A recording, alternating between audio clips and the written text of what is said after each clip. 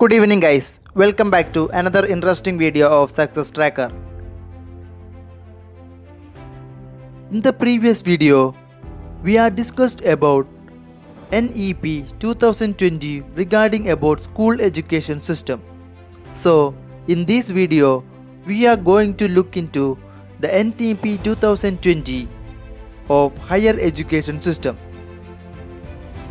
So, NEP 2020 for higher studies aims to increase the gross enrollment ratio in higher education including vocational education from 26.3% in 2018 to 50% by 2035 and aims to add 3.5 crore new seats to higher education institutions. It is such that if the government can handle whatsoever seats in higher studies, it will stand good to increase enrollment to that much that each added seat is an added opportunity.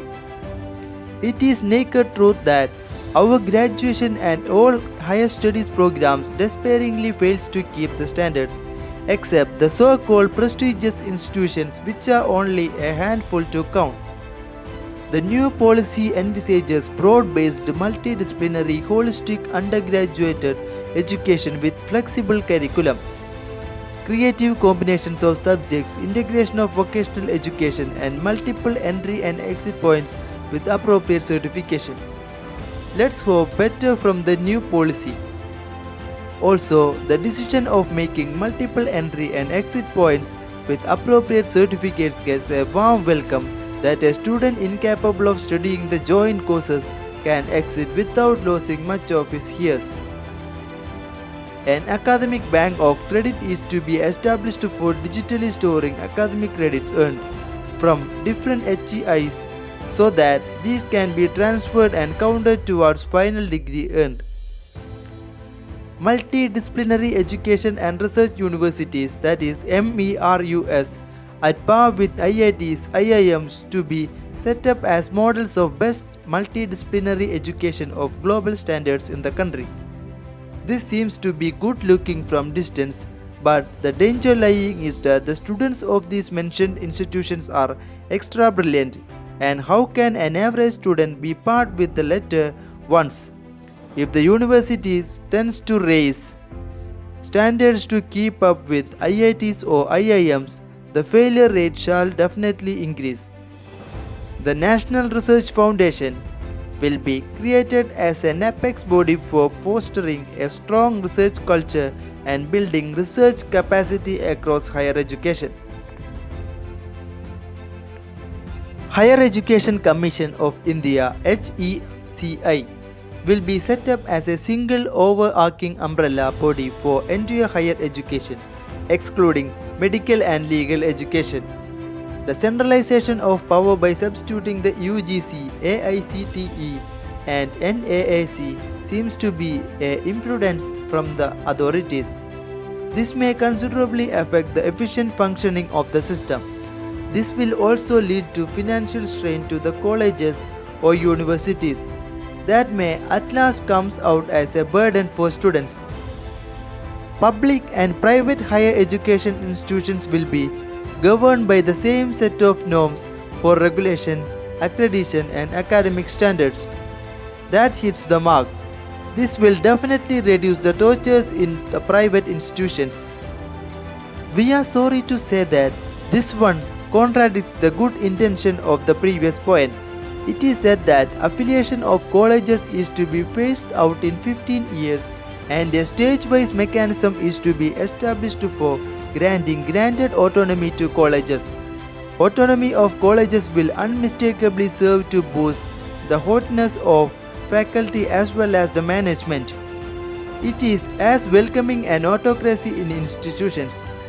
The private institutions will make a hell holding this. A new and comprehensive national curriculum framework for teacher education NCFTE 2021 will be formulated by the NCTE in consultation with NCERT. By 2030, the minimum degree qualification for teaching will be a 4-year integrated B.Ed degree. Stringent action will be taken against substandard stand-alone teacher education institutions. that is TEIS. It is good to see that National Mission for Mentoring will be established with a large pool of outstanding senior or retired faculty who would be willing to provide short and long-term mentoring or professional support to university or college teachers.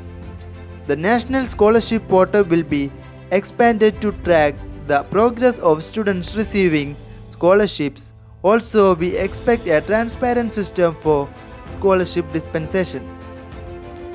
Private HEIs will be encouraged to offer larger numbers of free ships and scholarships to their students. Measures such as online courses and digital repositories, funding for research, improved student services, credit-based recognition of marks, etc. will be taken to ensure distance learning is at par with the highest quality in class programs. Though these are existing, they fail to reach the good number of students. Now, this policy seems to make it at ease. A comprehensive set of recommendations for promoting online education consequent to the recent rise in the epidemics and pandemics in order to ensure preparedness with alternative modes of quality education whenever and wherever traditional modes of education are not possible has been covered.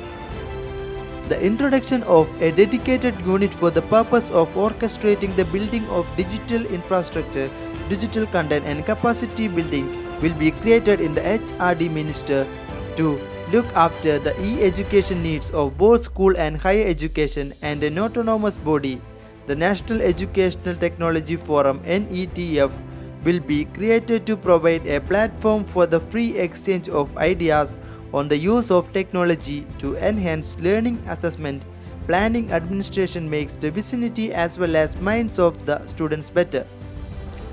NEP recommends setting an Indian Institute of Translation and Interpretation, that is IITI, National Institute for Pali, Persian and Prakrit, strengthening of Sanskrit and all language departments in HEIs, and use mother tongue or local language as a medium of instruction in more HEIs programs.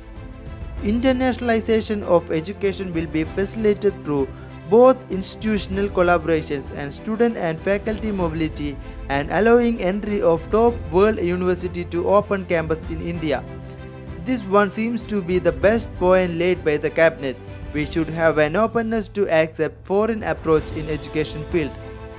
Stand-alone technical universities, health science universities, legal and agriculture universities, etc. will aim to become multidisciplinary institutions. The center and the states will work together to increase the public investment in education sector to reach 6% of GDP at the earliest.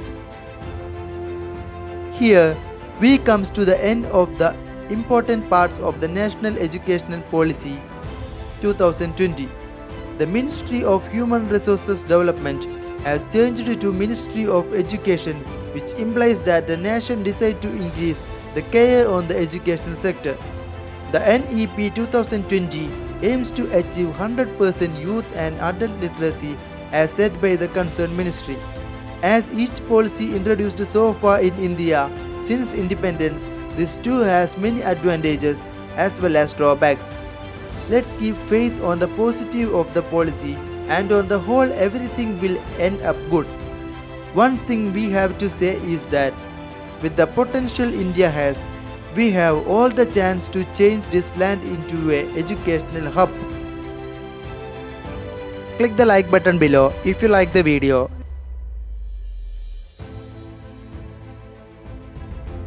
And don't forget to subscribe the channel and press the bell icon for getting notification of our latest videos. Also, share the video and add your valuable comments in the comment box.